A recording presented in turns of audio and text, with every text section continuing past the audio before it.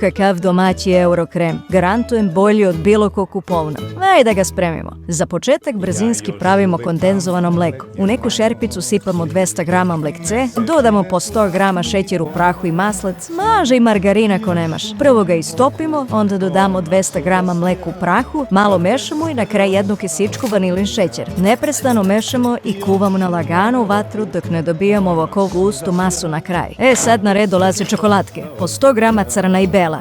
Topimo ih lagano na paru, jednu pa drugu. A ti obavezno ostani do kraja jer tamo te čeka kompletan recept. Sad uzmemo onu šerpicu sa kondenzovano mleko od malopre i presipamo ga u dve činijice sa čokolatkom. Mešamo dok se sve to lepo ne sjedini, a onda na red dolaze lešnici. Ispečemo 100 grama, ne mora više. Presipamo ga u neko krpče i pazi sad ovu foricu.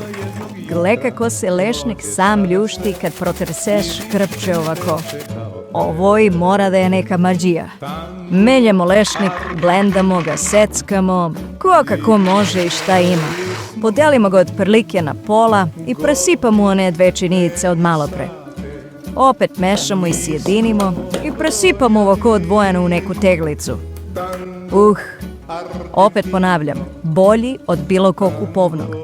Zatvaramo teglu i ide u frižider na 2-3 sata. To je to, dragi moji.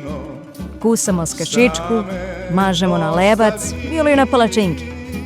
Zaprati kanal i udari neki komentar.